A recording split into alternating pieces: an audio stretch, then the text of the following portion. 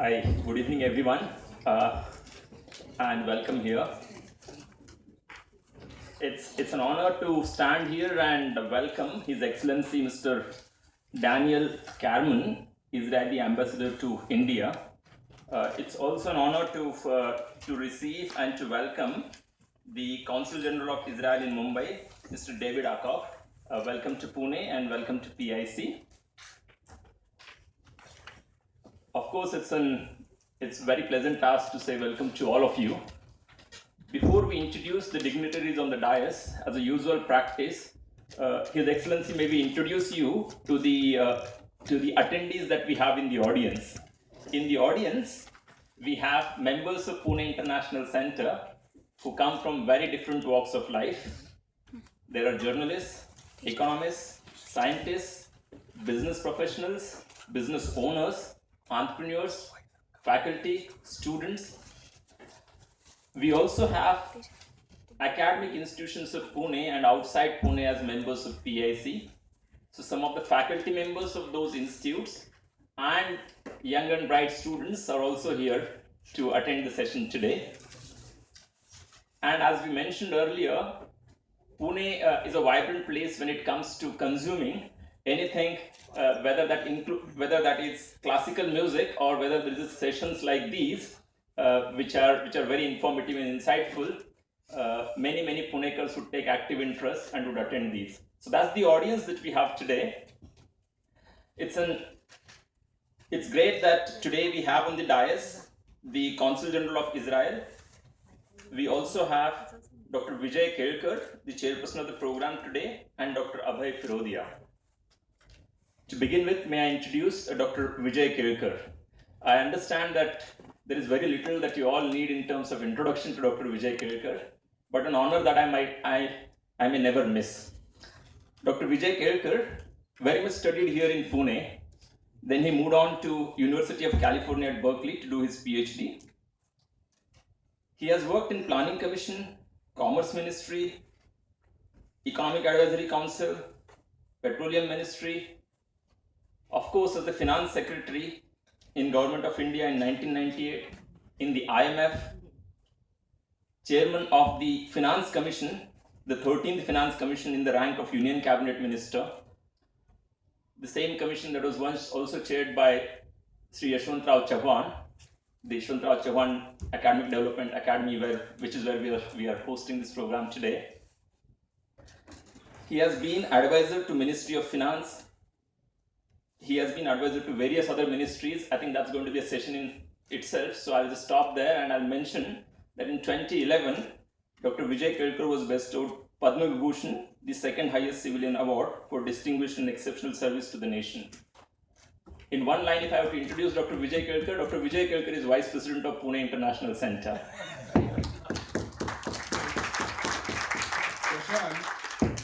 Even the better line would be that I'm married to Rahul Dravid's sister.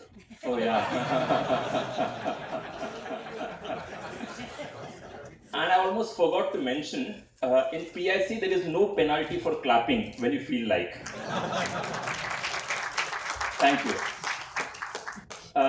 It's great to have Dr. Abhay Firodia here on the dais today. Dr. Firodia, as you all know, is the chairman of Force Motors Limited. The mass in terms of volume of activities added with an acceleration over the last few decades is what Force today is, without necessarily going into the physics of it. As a chairperson of Force Motor, what he has done in terms of the job growths in Pune as well as growth of Force Motor is very well evident to all of you. But I must also mention significant contribution of Dr. Firodia in shaping the automotive industry in itself. And that's through various councils, various associations. Dr. Abhay Firodia was president of the Society of Indian Automobiles Manufacturers, CM. He was the president of Automotive Research Association of India, ARAI. He was the president of the Indo-German Chamber of Commerce, IGCC. He was the president of Automotive Component Manufacturers Association of India, ACMA, and also president of Maratha Chamber of Commerce, Industries and Agriculture. So apart from shaping a force motor, he has had significant contribution in shaping the auto industry in itself in the country. Talk about Pune's leadership, just so that you have a few more bullet points to talk about it when you next mention about Pune's leadership. Last but not the least, there are many awards and recognitions Dr. Firodia has received, but I guess again it will take a lot longer to mention those. It suffices to say they are to do with stellar success in force motors, the contribution in industry, as well as many social initiatives where he has taken very active interest. With that, Prashant, sir, you forgot the most important role of please. He was a founder trustee of the PIC, and in fact one of the midwives, he was the president of Maharashtra Chamber of Commerce, and many of our initial meetings took place in his office, which we were planning for. Yeah, true. Again, Dr. Kelkar, the midwife plays only an observer's role. But critical though. And I was about to mention in one line again, the introduction is Dr. Abhay Firodia is a trustee of Pune International Center. With that, may I request Dr. Abhay Firodia to please give his opening remarks and also introduce the honored guest we have today, the guest speaker, His Excellency Mr. Daniel Carmon. So, Dr. Abhay Firodia, please.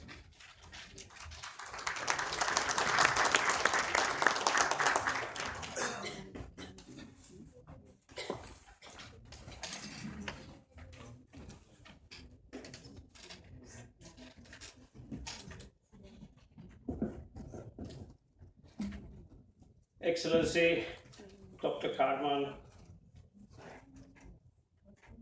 Mr. David Akav, Consul General of Israel in Bombay, Dr. Vijay Kelkar, Mr. Girmane, and ladies and gentlemen, it's indeed a pleasure to introduce Ambassador Daniel Carmon to the audience and to Pune per se.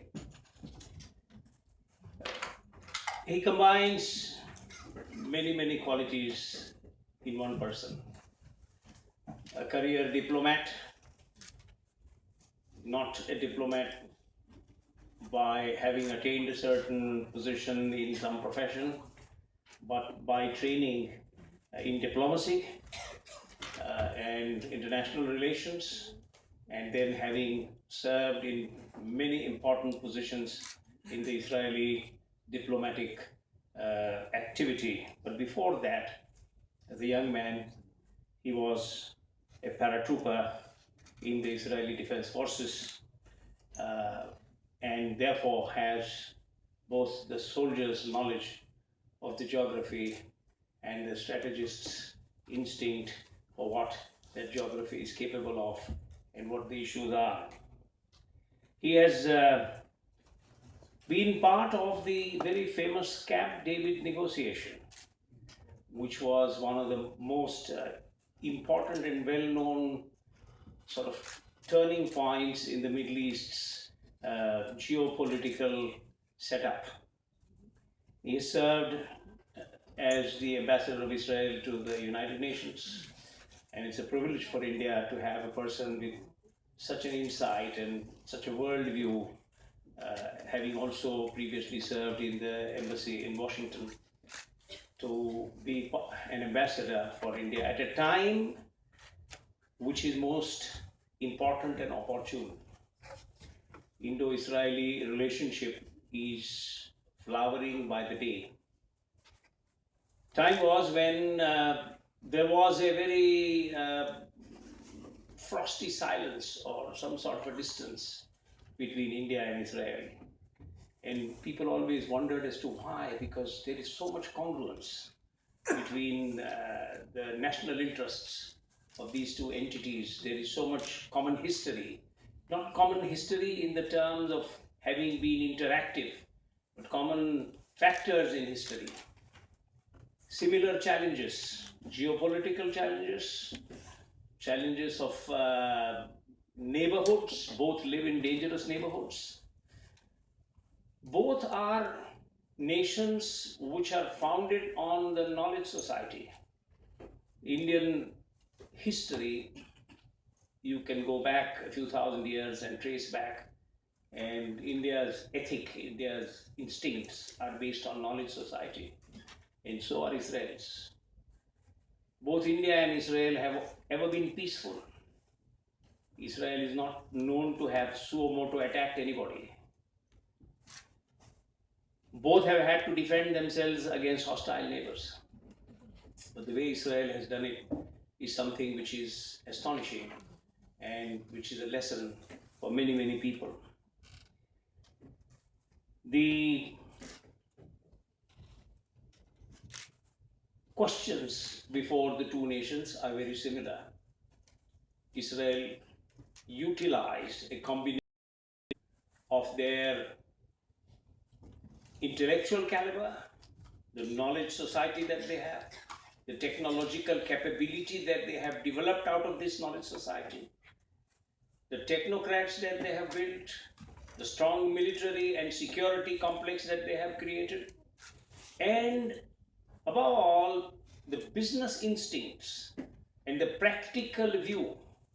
The Marathi word for it is vyavahar. Vyavahar is something the Jewish state understands. What is the right thing to do? What is advantageous to society? Not just right in moral terms, but right in terms of strengthening your economy, strengthening your nation, strengthening your society. So they have used this to their advantage, and we in India also want to do that. We have in common the Jnana Marg, but we need to understand from them how they have utilized their Jnana in order to resolve their problems. Problems of water, problems of agriculture, problems of defense, problems of security. Security is different from defense. And problems of economy. Can you imagine a country, if you exclude the West Bank, the waste of the country is, I'm told, only 40 miles wide. So a country which is so vulnerable, sitting amongst a hostile neighborhood, the climate of the country is nothing to clap about. You don't have greenery, but they have utilized every drop of water.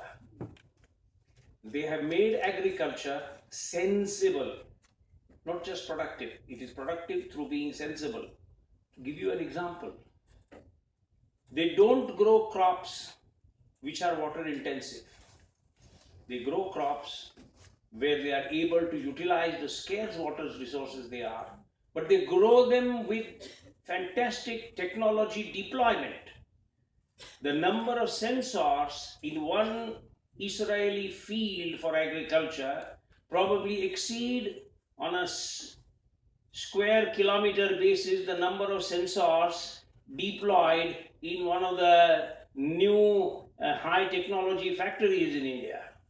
So that is the level of technology intervention they have brought into agriculture to get yields which are astonishing, path-breaking research. So you see in Israel a combination of their intellectuals, which means the academia, the scientists, the innovators. You see the business, the banks, the investment funds, which are internationally connected. In Israel, trade is free, and the availability of international capital and the interaction with international capital is very high, very secure, is very confident. And on the other hand, they have deployed all this for urban development. When you are in Tel Aviv or Jerusalem, you think that you are in a European or American environment. I was astonished the first time I went there that I did not see in Tel Aviv a single gun in 3 days. I always thought that Israel must be crawling with soldiers with guns on the shoulder. You don't see them. That's because of their security system. So this combination of various technologies have given them the society that is secure, that is prosperous, that is progressive, and that cares for its citizens. You can go to a kibbutz, you can go to a university. They are very low on formality, but very high on achievement. And so there is a lot that India can absorb particularly the city of Pune, which has large defense establishments, which has a large number of defense people. We have industry, we have academia. This connectivity that they have built is something which is path breaking, and we need in India and in Pune to be able to do that.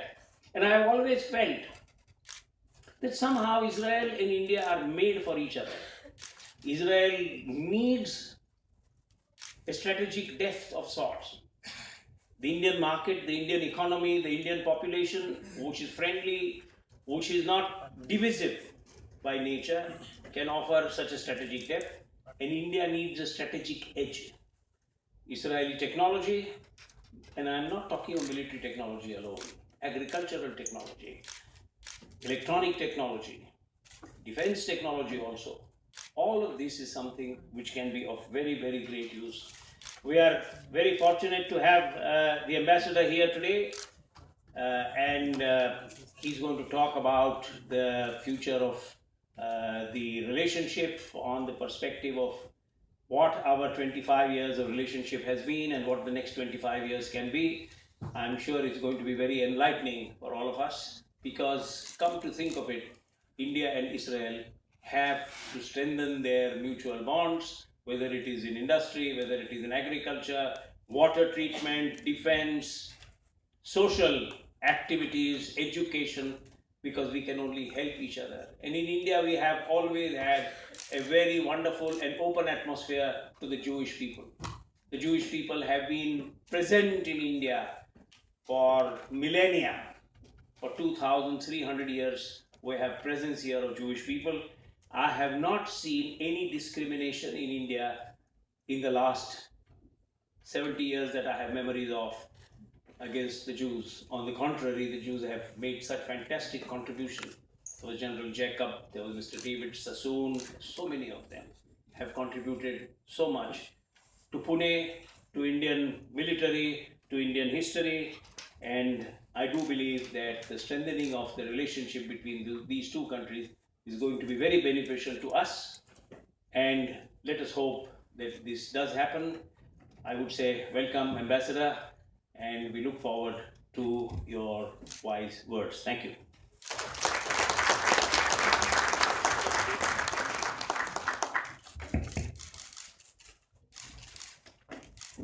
As you all are aware, it's been 25 years since the establishment of diplomatic relationships, and Honorable Prime Minister will soon be visiting Israel. With the backdrop of that, it indeed is very, very timely, and it's an honor to hear none other than His Excellency Mr. Daniel Carmon, the Ambassador of Israel to India. So,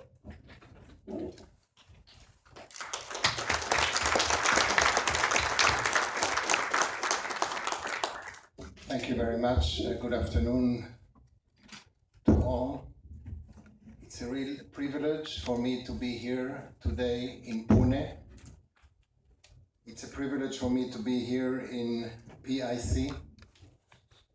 I want to start my remarks by a vote of thanks, which is usually left to the end of, but there will be a ceremonial and a real official vote of thanks. But I do want to thank you for inviting me. I have to say that with Consul General Akov, from whom I heard so much about Pune, so much, we have decided a few months ago that we have to make that happen, and we have to make this visit happen, and I'm so glad that we are succeeding in this. So thank you, Consul General, for making that happen, and I have to tell you that this acclamation has another reason, maybe you don't know yet, but Consul General Akov, and that's good news and not so good news. General Akov will be, Consul General Akov will be finishing his term in a few weeks after a brilliant tenure in Mumbai, in which he did unprecedented things for the relationship between Israel and Maharashtra. And he will be leaving not only with great achievements, but there will be, I'm sure, many people who will be missing him. I will be missing him for sure, but I know that you will be a good ambassador of Maharashtra in Israel. So thank you very much. Thank you, Dr. Kelkar and Mr. Gerbane. And Dr. Ferodia, I want to say something special to you. We have met a few months ago in a very interesting seminar that we held in Delhi, and thank you for participating. Your participation was invaluable. Your words, your introduction words, comprehensive, friendly, the description of the Indo-Israel relationship, the warmth, is more than just appreciated. I think that not only did you make my job easier, because you did really a tour d'horizon of what we have at stake, but you really did point out very important things in those very special relations between India and Israel. And one thing I did take from, I took a lot from your words, but one thing I did hear loud and clear: India and Israel are made for each other. And I think, and thank you, and I think that if we bear this in mind, we will see that not only it is a right thing, it is something that is the platform on which we can build upon the future. We have a lot to be proud about in our achievements during the last 25 years. And many of you are witnessing, many of you are very knowledgeable about the details of those relations. And as we celebrate 25 years of diplomatic relations, and it's a date, it's an event, but it's symbolic, but it also gives some strength to the fact that those two nations, those two countries, both receiving their independence in 47 and 48 from the British, with the British heritage that both of us were left with complicated neighborhoods, as you have said, with complicated respective neighborhoods, with complicated challenges of building a nation or building nations from scratch, in our case for sure, with the challenges of development, of health, of education, with geopolitical challenges from the point of view of Israel, with a very narrow, as you mentioned, a very narrow strategic territory to be fighting for when attacked. And as you know, we were attacked a day after announcing our independence. All of this puts us on a very, very special table, common table of relations between India and Israel. And I would like to give you a little perspective, not so much a historical perspective, but a perspective as seen today, 25 years after we started our diplomatic relations. I think that we all know that the relations started a little earlier, but they were even less visible than after 92. Those relations, as I've said before, have evolved from scratch, from a time in which India was very much involved in the non-aligned world, a leader of the non-aligned world, still is a leader, but I think that the world has changed. And during the last few years, what we have had 70 years ago, or 50 years ago, or 25 years ago, the world has changed, the world has evolved. This has permitted us to get closer together. This has permitted us, and I have to say, one of something that I bear in mind when I look at Israel's stand with the world is that in the 50s or the 60s, and it's something very visual that I can remember, because I was, as a kid, offended to see that, nationally offended as a 7-year-old kid, right?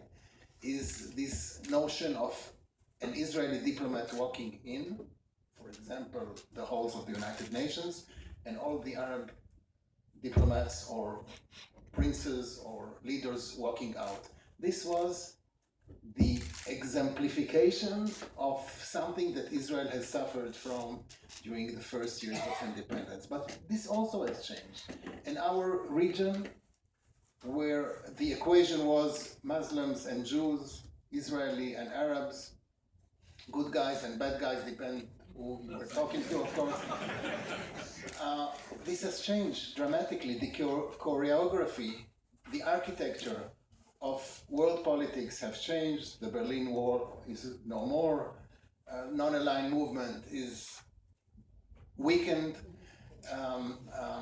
Israel started doing what it did not do in the first years, which is to look east. We did not look east for various reasons. We were looking west only.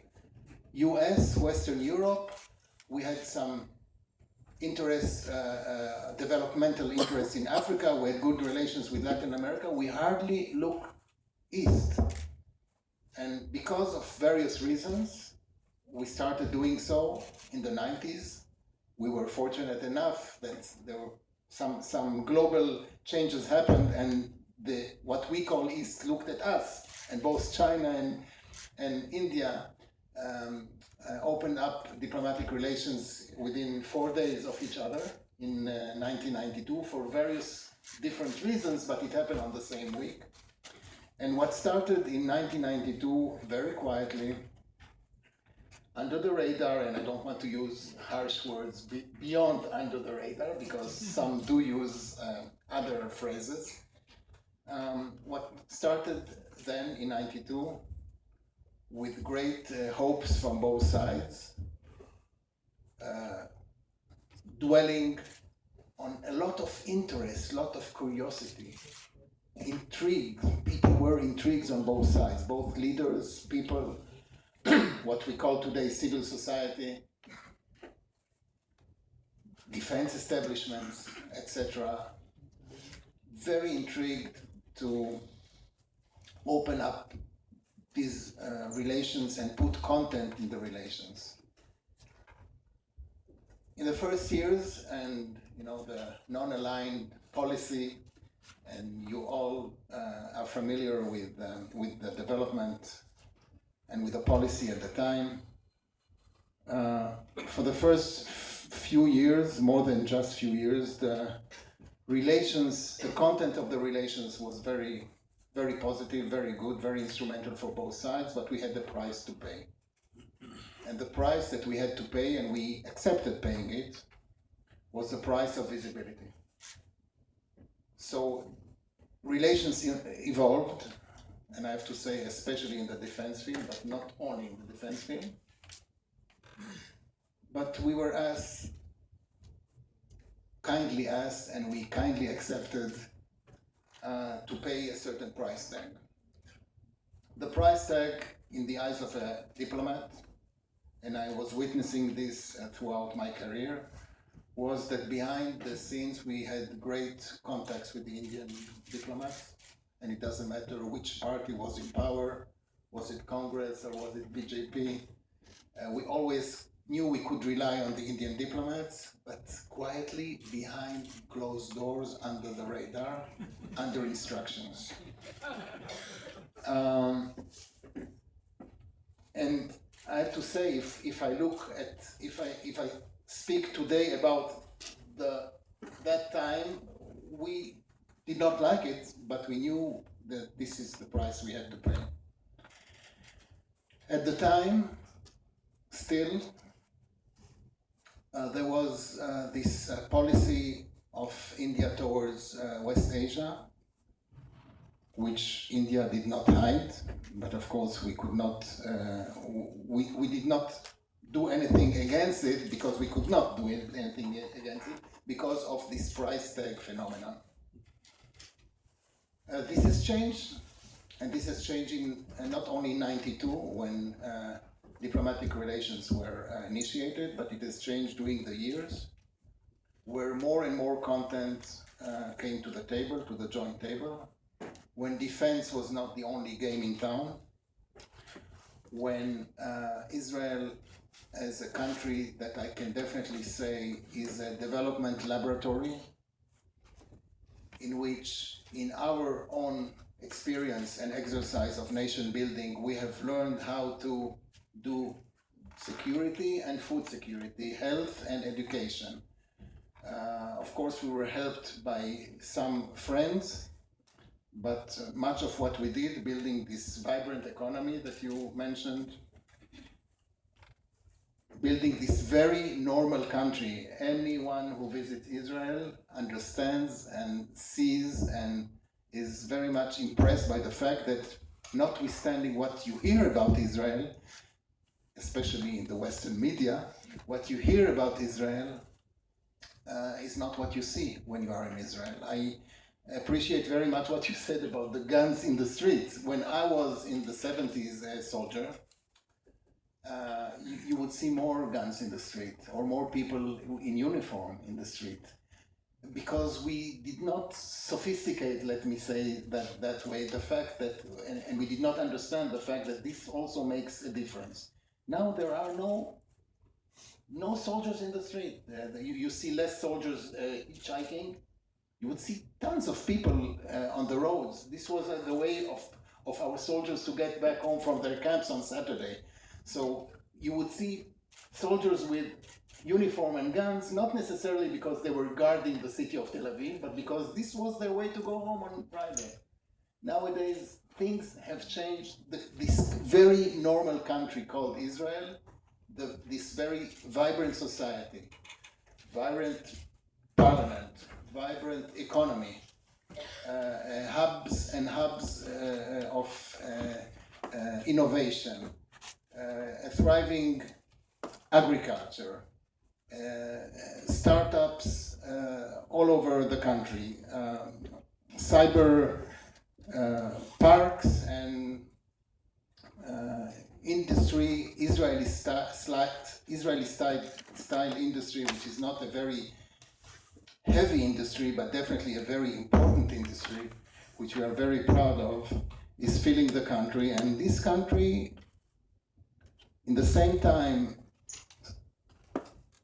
struggles for its peace and security, and on the other hand, struggles to make the citizens live not only in a normal country, but in a thriving country, a developed country. And when it comes to Israel's relations abroad, and again, I would like to speak in the perspective and with the spectacles of a diplomat, the discipline of diplomacy has changed dramatically. When I think of what did I do, what were my priorities, what were the priorities of the Israeli MFA a few decades ago, and I have to admit I've been with the Foreign Service for a few decades, totally different. The relationship was almost line to line, MFA to MFA. Only politics, policy, a little bit of commerce, business here and there, but we were, I would say, almost afraid to touch this thing called business. We were diplomats. Diplomacy has changed dramatically. Nowadays, diplomacy deals, and you have here 3 diplomats in this room, Consul General, Advisor Adva Bilchinsky, and we have our colleague from the consulate, Anai.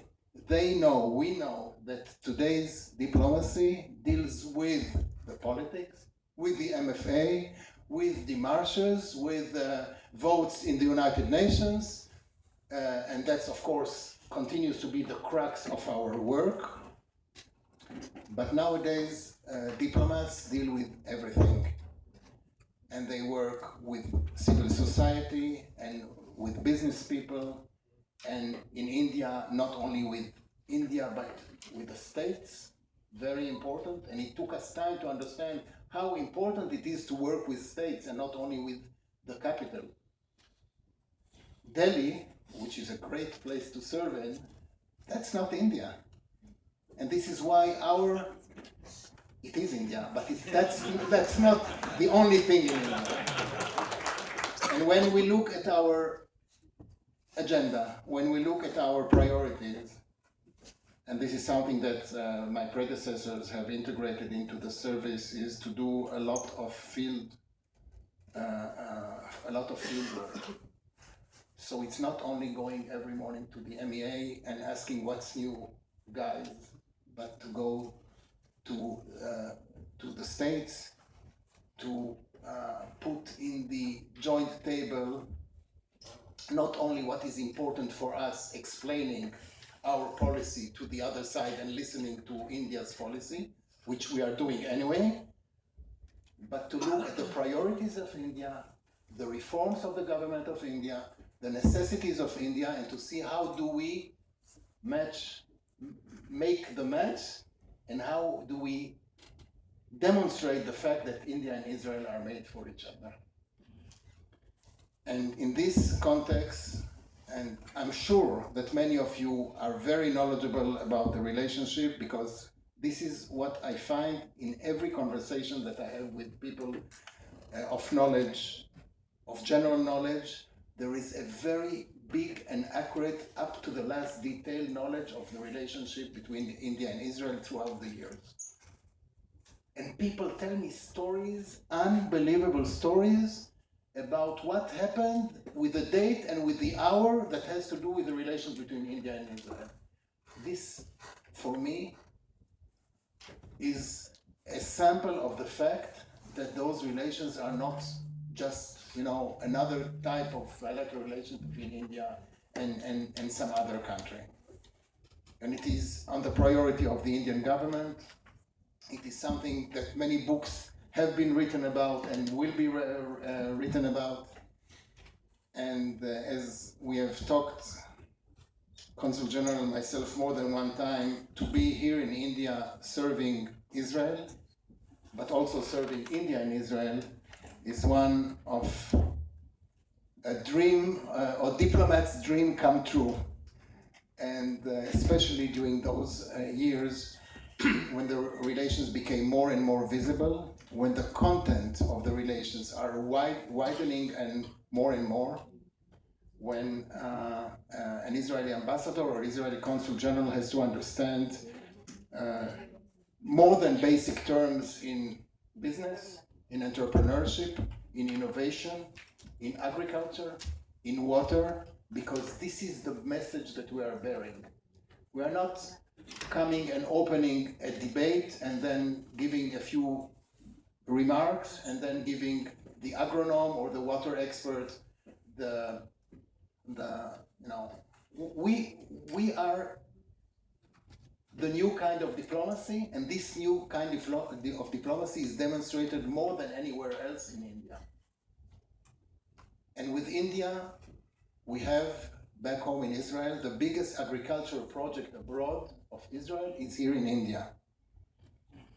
A project by an agency called Mashav, which is the International Development Cooperation Agency of Israel, that together with India, it's not foreign assistance, it's development cooperation. Together with India, we have built up to now 15, and until the end of the 25th year of diplomatic relations, we hope to get to 25, but we'll probably get to 20, centers of excellence that are demonstration centers, training centers, centers for capacity building, for the trainers, where India puts in the center, the land, and Israel, the hardware, if I may say so, and Israel brings the technology, the experience of being a development laboratory back home, and this experience is cut, adapted, and pasted to India together with India. And those centers are really something you should visit, and if you haven't visited, please do.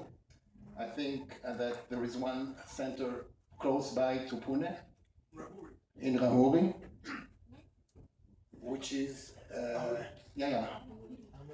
3 more centers in Maharashtra, a few more centers in Gujarat, Rajasthan, Haryana, Punjab.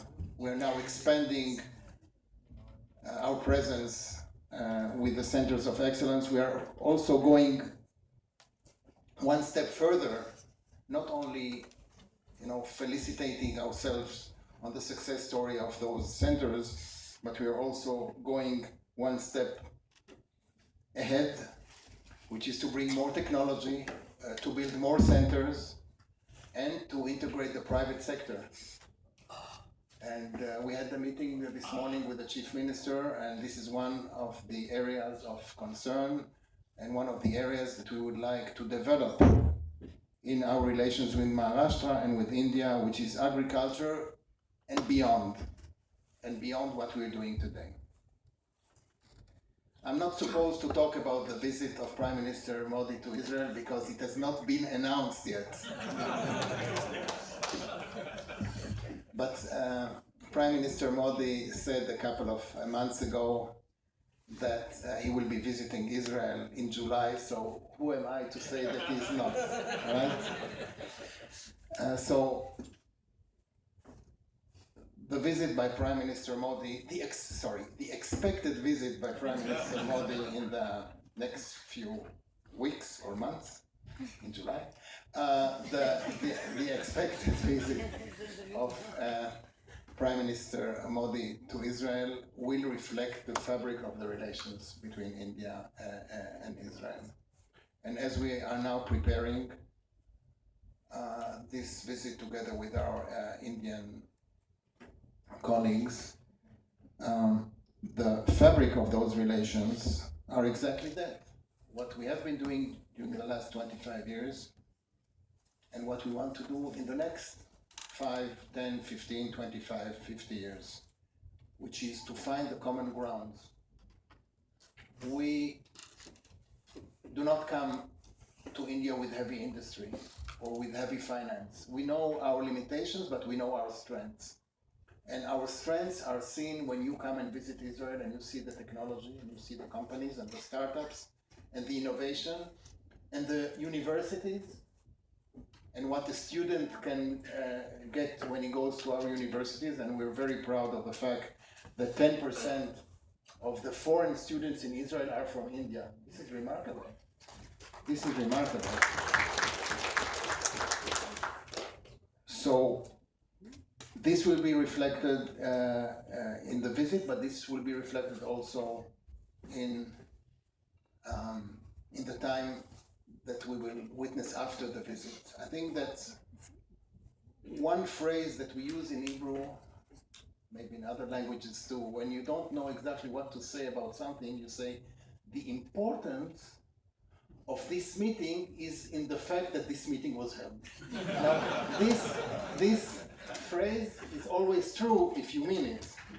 I think that to say to all those who have been following Indo-Israel relations during the years, very unique, very special, as I said before, very intriguing relations that have evolved so much during all those years. Even before speaking about the content of this visit, the expected visit, of course, the importance of the visit is in the fact that for the first time an Indian Prime Minister is going to visit Israel. And this is huge. This is really, really huge. And one more thing I would like to mention before I close. Go and sit on the dais and will await your questions, if you will, is to mention the Jewish community and the bridge that the Jewish community has always held between our nations. As you said, you don't remember in 70 years any persecution and maltreatment of Jews, as opposed to many other countries around the world where Jews have suffered and have suffered a lot. I think there is no record of any of such persecution in India. This is something that we cherish. And even more important when I say it in Maharashtra, where in Maharashtra the Jewish community is the biggest, was and is the biggest.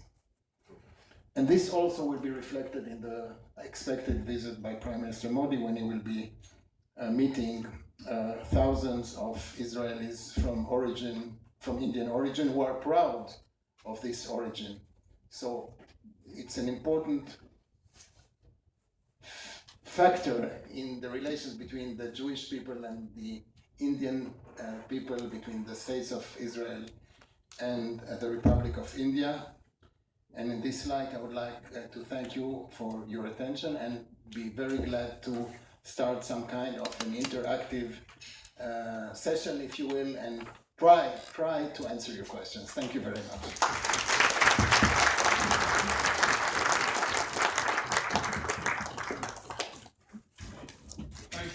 Thank you very much, Ambassador. Ambassador has kindly agreed to take questions. We are going to follow discipline, and so please keep questions brief, no statement, only questions, and don't repeat the question if it's asked earlier. So, Anand.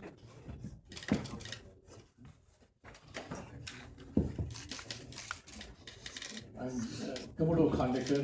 Many thanks for a wonderful and sincere lecture, Mr. Ambassador. The question is, how do we build very strong partnership? That's the term which you have used in your interview in Financial Times, between young entrepreneurs of Israel and young entrepreneurs of India. For India, I'm reading now Pune. Pune is an entrepreneurial town, as Mr. Carmon must have mentioned to you. We have equation with the universities, TAU, with Ben Gurion and Bar-Ilan. So we really want to connect up the young entrepreneurs and the startups in Pune with that of the universities in Israel. How do we do that with some kind of mechanism to make it happen fast? And I think I'm going to request Dr. Firodia to head the mechanism from the Pune side, if I may. Just one last line. Pune has got three key DNAs: entrepreneurship, leadership, and knowledge. This city has ruled India for more than 100 years, as you know, taking on the might of the Mughal Empire. So it's a different kind of city than what you've seen in India.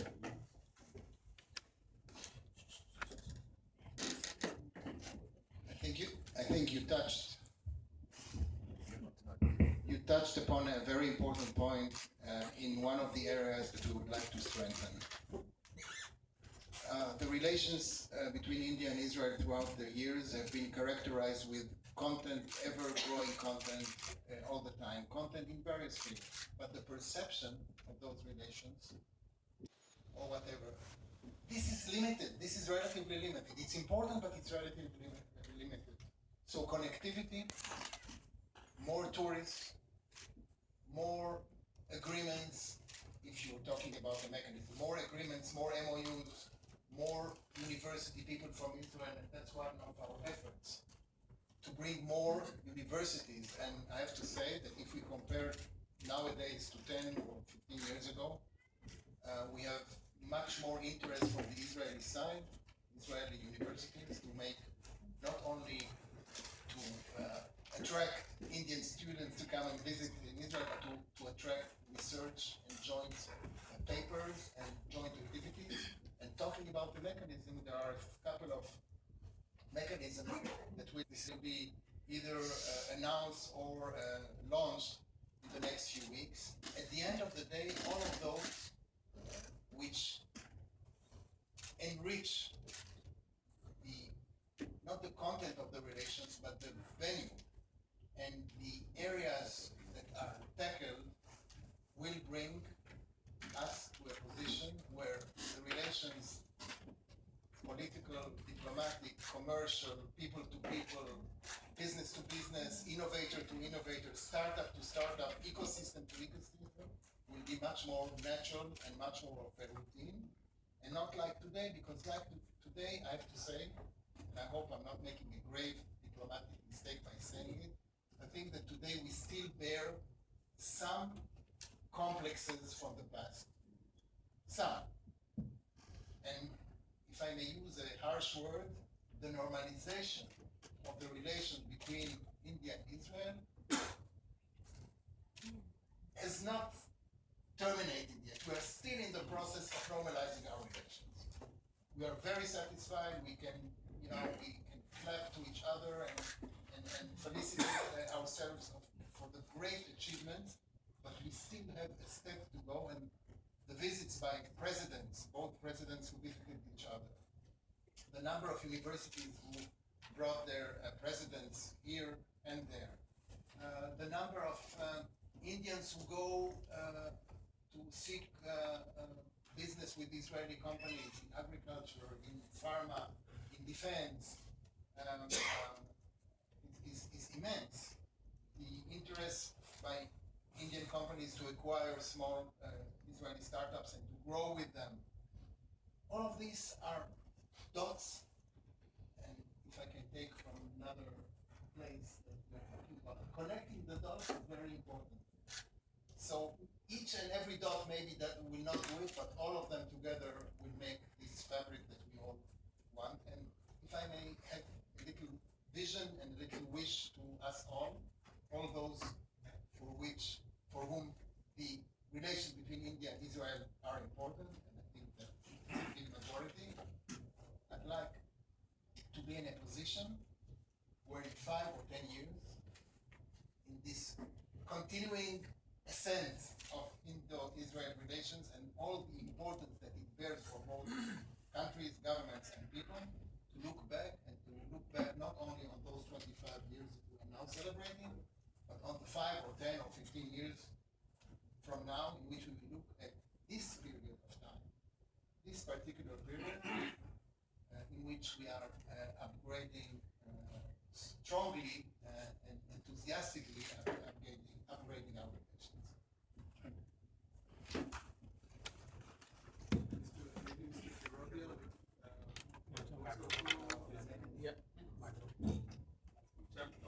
As it was said from the Pune,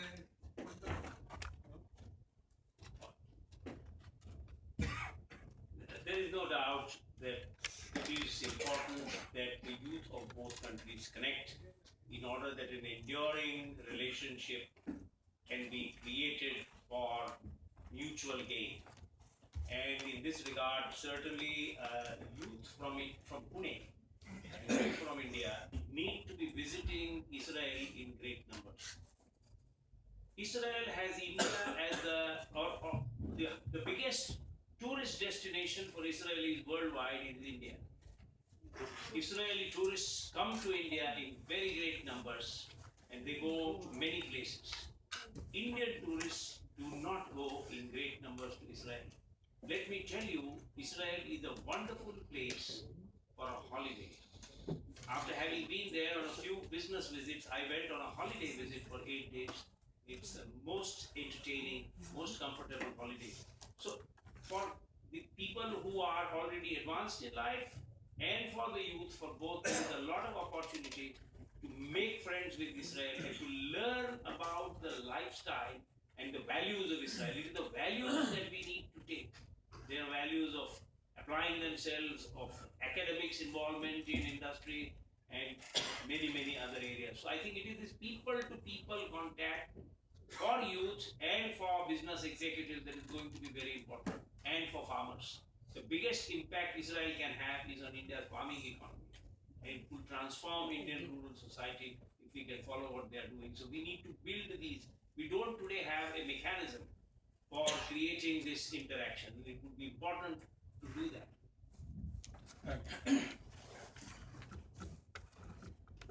This issue is. Can you introduce yourself? I'm BH Srikanth of Pune. Okay. This issue is in the context of the food security versus fuel security, which is haunting the whole world. Okay. Israel is depending upon OPEC countries for its crude oil and petrochemicals. Okay. Like India, to reduce our dependence on diesel and petrol on OPEC countries, Government of India has started massive program for biodiesel and ethanol, biofuels to run our automobiles. Okay, since Israel's agricultural land is limited, in near future, how Israel is going to tackle this problem? Okay, of food security versus fuel security. Fuel means automobile fuel like diesel and petrol.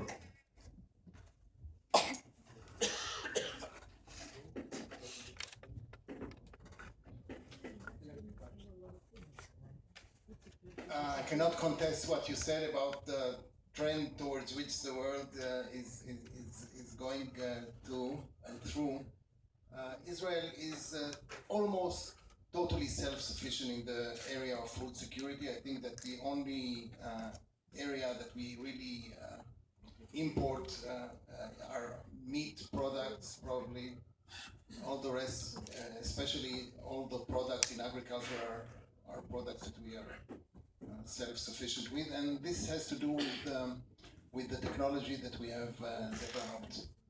In the field of energy, despite the fact that we are part of a very rich natural resource region, we were not fortunate enough to have what our neighbors have, which is oil and petrol. They've definitely used it, and rightly so, commercially, and maybe not so rightly so politically. But we were fortunate enough a few years ago to discover gas offshore of Israel, and this has become a game changer in our economy, both in our economy as such, and also in our energy dependence. So we're still energy dependent, and we will continue to be energy dependent for a while, but things have changed in Israel also. I don't see that this crisis that you mentioned will affect us too quickly in Israel. Our economy is a small economy. We are very much integrated in world, European, US economy. You haven't asked the question, but I will answer the question. I'll be very glad if we could advance with India in the field of giving more incentives to business for both sides to do business in the other country. For example, a free trade agreement. This would be very beneficial for both our countries. And a few other mechanisms, talking about mechanism, a few other mechanisms that at this time lack because there are impediments on one side, or sometimes on the other side, or sometimes on both sides to implement. And since we are talking about India and Israel, and since we are very happy about the connection and the contact and the achievements and the success story, I think that in all areas there is a lot that we can gain. The potential continues to be huge. And in the field of business, any kind of business, we could do much better, and we should do much better with more incentives between both our economies. And to say that there are other considerations, and people do say that there are other considerations, we know that other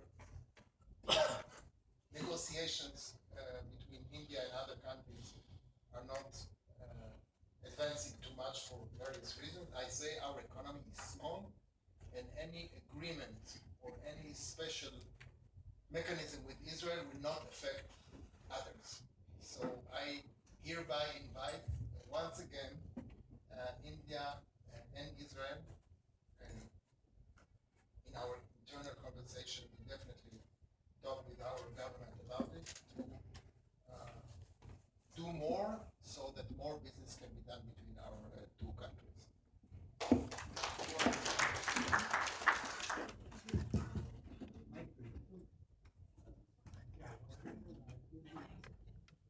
Good evening, sir.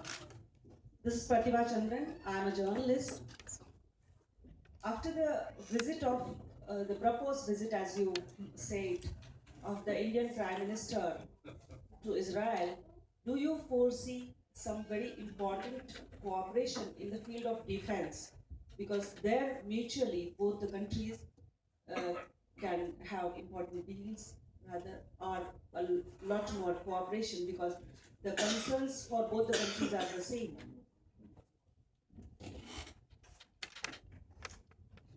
Anything that I will tell you will sound, if I tell you yes, then it will become a headline. You will tell me no, you will say, how come? I would say that the visit, the expected visit, will deal with all the fabric of the relations between both countries.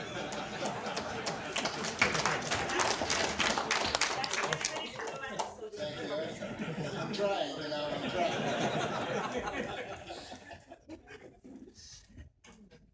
And in general, and I'm not surprising you, and if I'm surprising you, please let me know, because then I'll try to. We are usually not talking about our defense relationship for good reasons for both sides. So I think if we can keep it that way, but as we say in Israel, according to foreign sources. So according to foreign sources, but the visit, I would look at it in a larger perspective and a broader perspective, and not necessarily this one.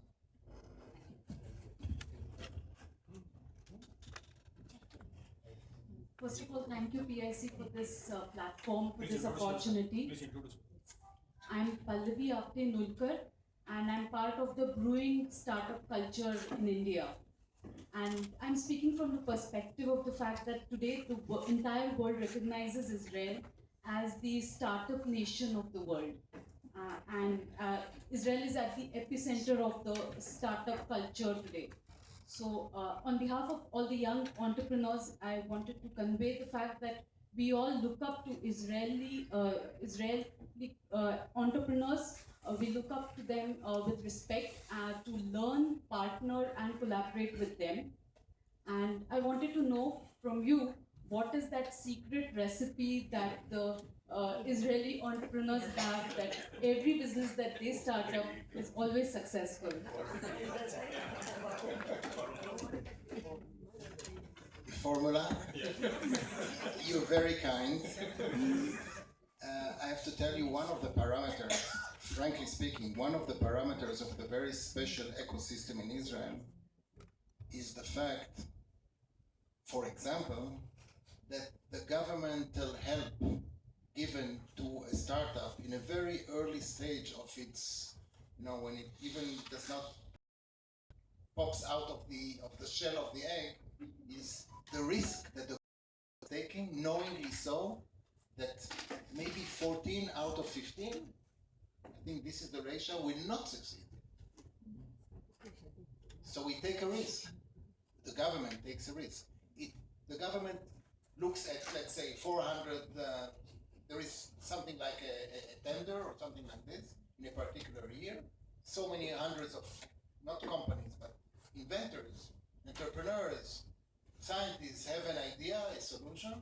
They put it up to the government, and the government decides to take, let's say, 100 or 80 companies, and the government knows that part of the money allocated for the first jumpstart of this startup, most of them will not succeed. That's a risk. This is part of the formula, in which, or the ecosystem, and this ecosystem has a lot of ingredients. Some of the ingredients are very special and unique in Israel. For example, one of them has to do with the fact, with the contribution of the army to the startup ecosystem. Meaning that in the army, not everyone is a field soldier. There are many soldiers who are in labs or in units that have to deal with technology, and I would say entrepreneurship under uniform, and those young officers who do their 2, 3, 4 years of army service at a very early age have to deal with what an entrepreneur has to deal in other places. And they manage units, and they are director of 20, 30, or 60 people, and they invent a solution, and they develop a solution, and this solution is put to test. And then after a few years, those wonderful, smart guys, girls and guys, get out of the army service, and they start up their own startup, and they contribute their experience at the age of 23, 24 to the ecosystem. So here is one more uniqueness. Another uniqueness is it's not only the government that takes risk. we all take risk, and we are ready, if I may say, ready to accept failure. We do not, I mean, we want to succeed, but we do not want to succeed by all price. And failure is not part of the ecosystem, but it's part of something that we can absorb and, and start again. Another ingredient of the ecosystem is the fact that there's a very special relationship in this ecosystem between government, academia, and each university in Israel has a company called the Transfer of Technology Company, which is exactly the buffer zone between academia and industry, venture capital, government, and I'm sure I've forgotten one or two elements in the ecosystem, but the ecosystem is a very special one, a very unique one. But it's not something that we hide. I mean, it's something that is there. And part of what we're doing when we liaise between us and those who are interested, by the way, there is another very important element. Our government, and this is not connected to one specific startup, it's more of a policy. Our government allocates a huge percentage to R&D. Something like 4% of our GDP goes to R&D. That's one of the biggest in the world. So take into consideration that this very normal country is developing the ecosystem in the startup nation, also has to tackle the geopolitical threats, the need to safeguard our borders, our people, to fight terrorism, a new kind of terrorism. Complicated, much more complicated than before, and to build the ecosystem, and we're very proud that we have succeeded. Now, you gave very good words about the Israeli ecosystem. I have to say that the Indian startup system is also very well known throughout the world. We are looking for ways, and it's not only for us to do, it's for the companies themselves, the entrepreneurs, the initiators,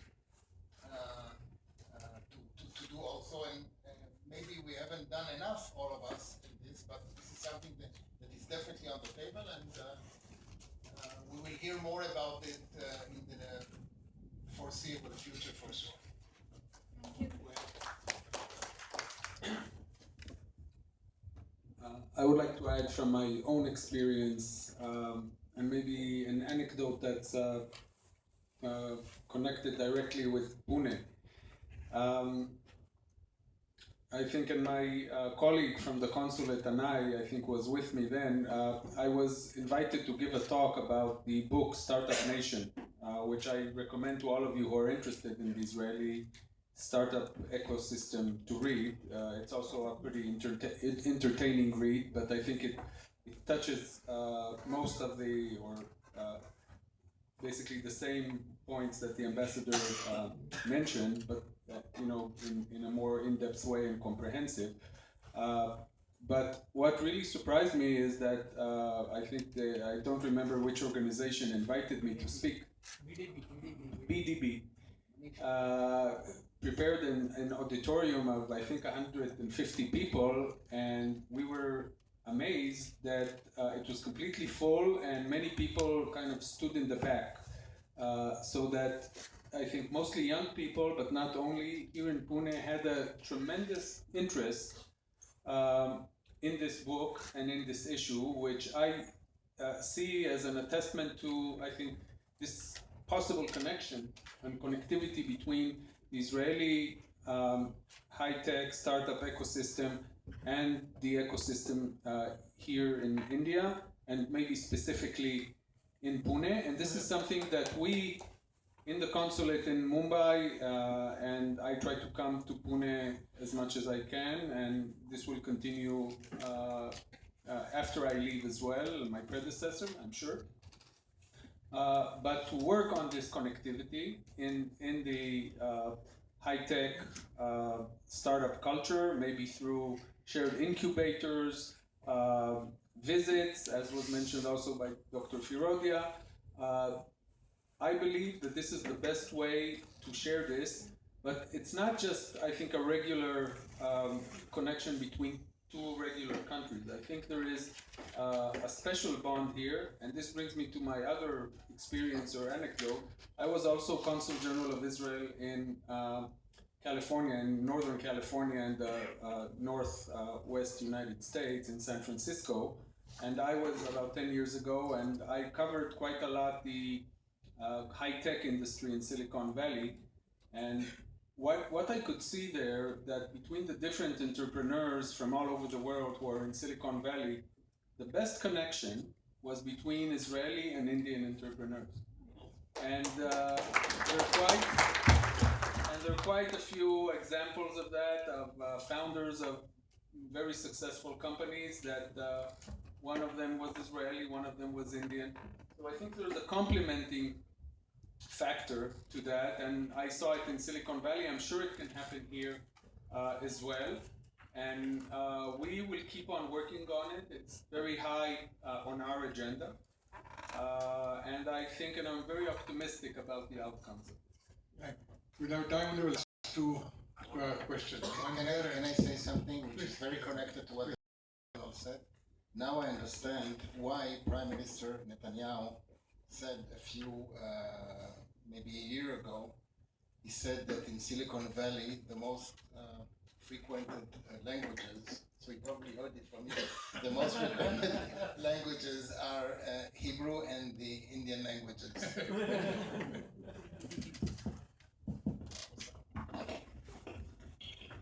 My name is Dr. George Judah. I've been a pilot. I've got Postmates here. I'm Jewish. And I want to corroborate one statement that Mr. Abhay Firodia made. We have never been persecuted.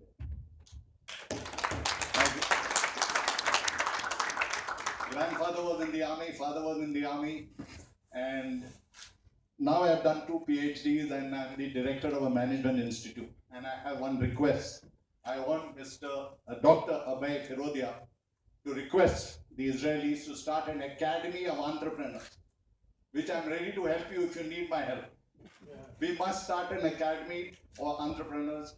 I have been teaching in many management institutes. There are a lot of people that are very creative and we are wasting it.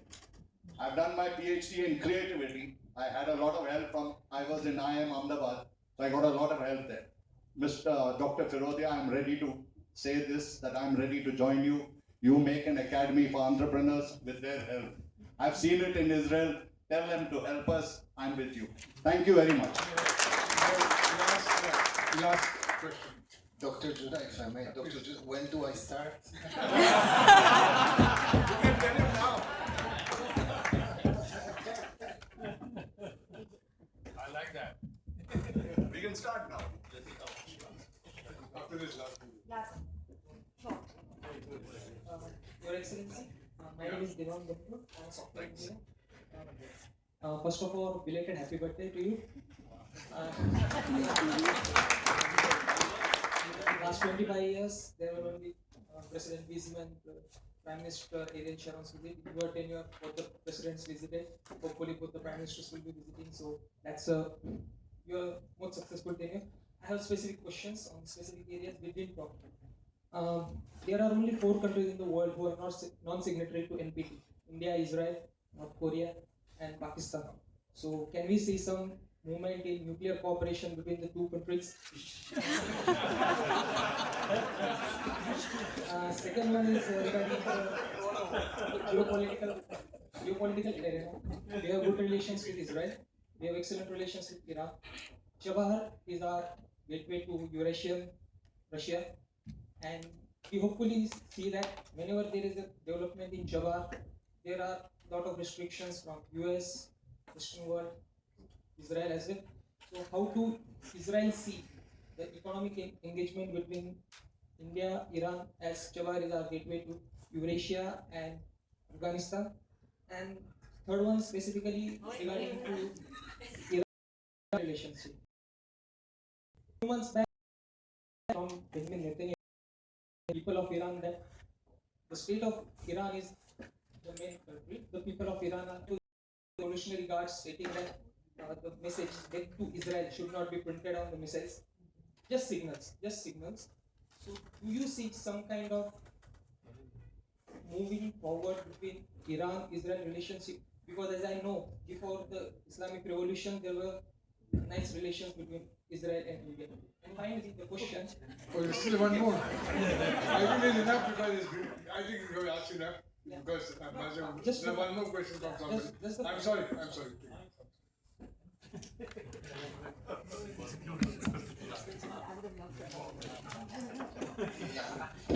Let me skip the first question if you would allow me. If you would allow me. On the second question, and maybe it coincides a bit with the third question. Iran is a big threat to my country, but not only to my country.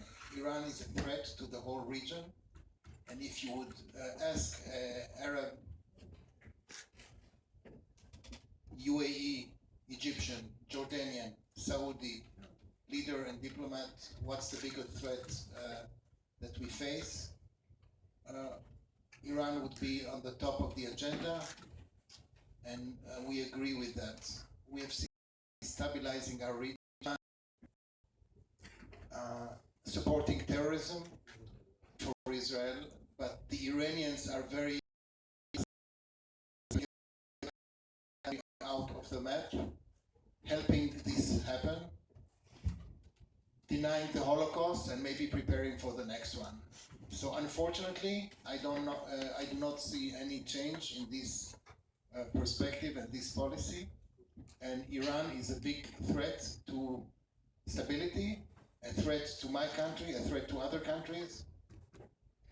And I am sad to disappoint you, but no, I do not see any change, and I really don't see any signals.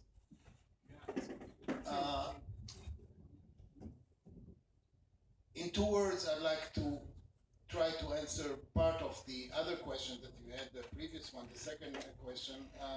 We do not, in our diplomatic engagement, we do not either teach or suggest other countries how to maintain and how to manage their diplomatic relations. But I have to say that our Indian counterparts and the rest of the world with whom we have contacts and friendship and on whom we can count, and those who count on us know exactly what we feel about the threats to our threats. And I'm sure that our Indian counterparts and colleagues at MEA and the government know exactly how we feel about Iran and the threat that Iran poses to Israel. The last question.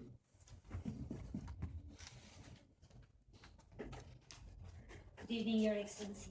A very small, sharp, simple question. You said that almost 10% of students, foreign students studying in Israel are from India. My simple question is, how come? I have no idea. This is something I'm learning.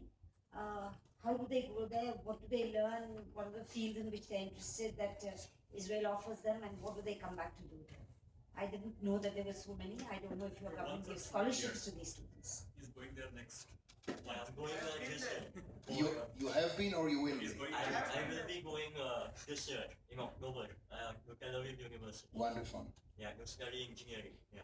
Wonderful. Yeah. Tel Aviv. Yeah. So one part of the 10% is on.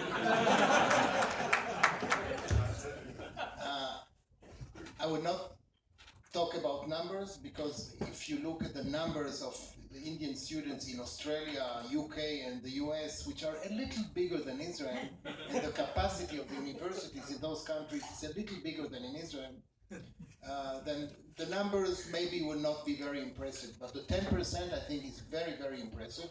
It is the result done by universities. It is the result of mechanisms, speaking of mechanisms, of our government, of ships, training in the academia. So the result of the fact that Israel is an attractive destination, and where Indian students are received with open arms. And this is something that we hear from Indians in general when they come back, especially those who have a chance to live for a few months or for a year and study there. One particular, and again, it wasn't in your question, but I'd like to put it as an answer.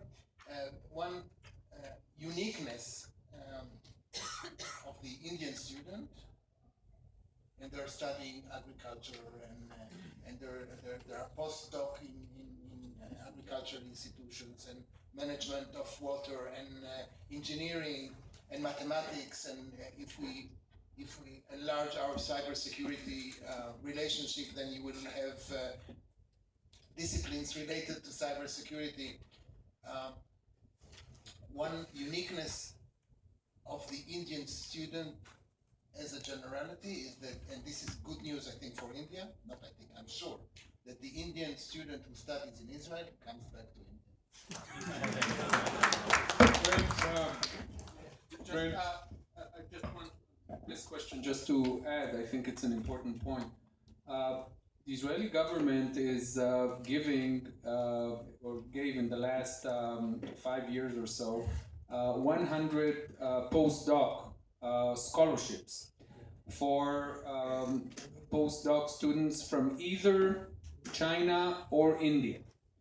80% of these 100 scholarships go to Indian students.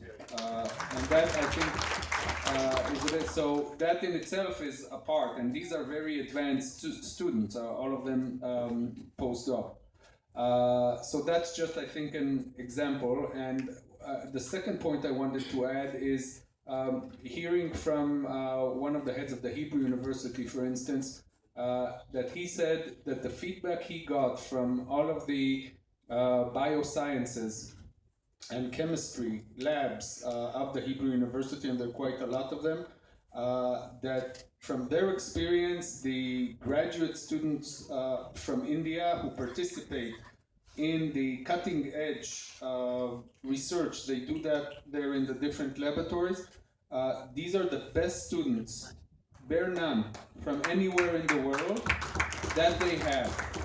And I think that just shows the level of collaboration, and again, the really good tie-up between Israeli and Indian academia.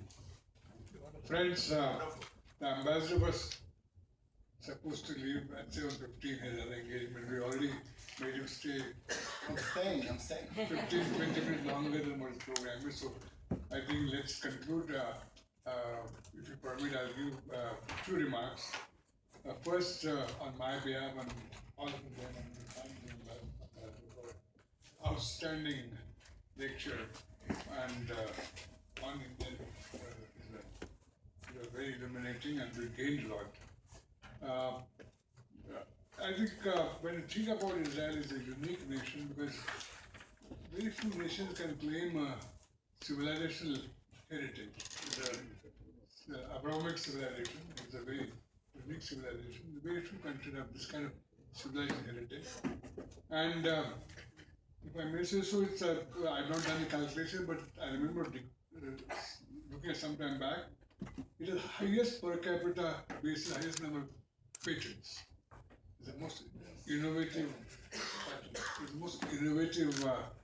country. It's in terms of dynamic technology, the brilliance of virtuosity is really, we can learn a lot, and I'm glad that you identified the areas we can work together. Let me talk to you about this organization because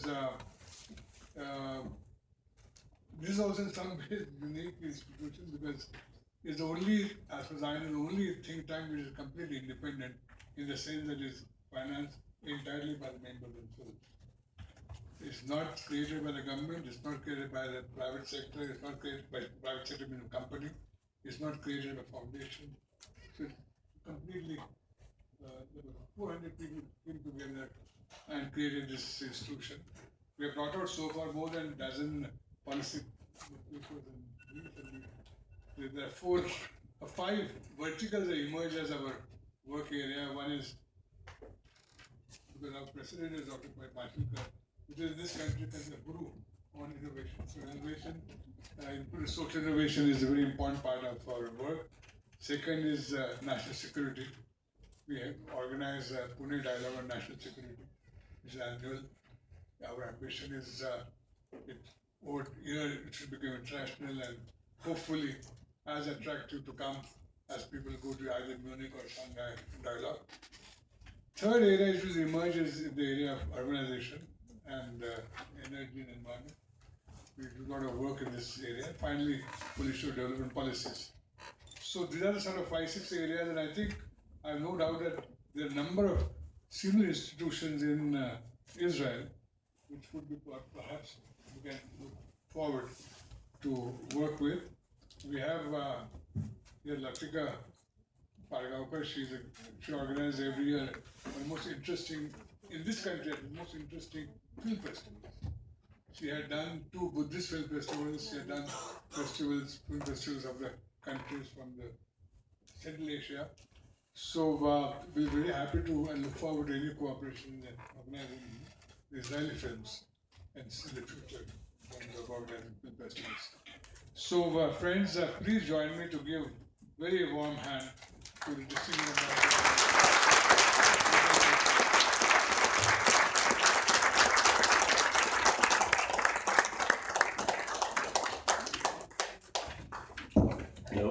I guess there is only a minute between us and concluding the program, so if you allow me. First of all, as you continue to clap, I'll be requesting Dr. Vijay Kelkar to, on behalf of all of us sitting here, to give a tiny token of appreciation to His Excellency. So on behalf of all of us, and the claps could be a lot louder than they are able to.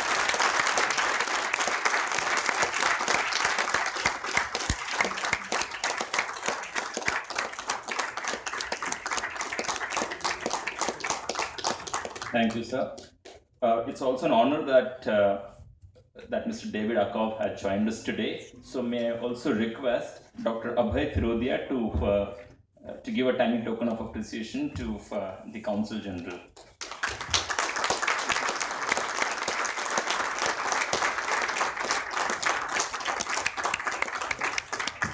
Thank you, Firodia. I must thank many people, but to begin with, I must thank Mr. Sudhir Mehta, and if you could continue to clap, because thanks to him we could organize this program today. As Dr. Kelkar was mentioning, it's very interesting in PIC. So many people ask us how many people work. So how does this operate if you organize 4 or 5 of this program every month? The wonders are there in all the PIC members. While they would be journalists, scientists, economists in their respective field, and the industrialists, when they come to PIC, they come as volunteer and they contribute as much in making all of this happen. So it's not the PIC office, it's thanks to people like Shri Sudhir Mehta on this occasion and many other people sitting here who make different things possible. So thank you so much for that, Mr. Mehta. I must also thank very, very young students first, the young and bright ones and the last rows. Some of them had to go, I understand, in time. But I really, really thank the young because most of Pune is you people. If I could just indulge in literally 30-second my view on some of you on the social media, right? For all that I heard from Ambassador today, if you have to just put some hashtags, right? It will mean hashtag on security, hashtag healthcare, hashtag education, hashtag startups, hashtag agriculture, hashtag water, and hashtag R&D. I guess that sums up many of metadatas on whole lot that's happening in Israel and whole lot that we were willing to learn and we are wanting to learn. But that aside, coming to my vote of thanks, I'm really thankful to the representatives of media as well. It's thanks to you people that we take out the message, not just for the 200 of us here, but also a lot many people outside. So thank you so much for coming and covering this program. That's very important. I thank each and every one of you who are sitting here, and I thank especially the office of the ambassador as well as office of PIC and office of Mr. Firodia, who all helped us to make this happen. Thank you so much and see you again at PIC. Thank you.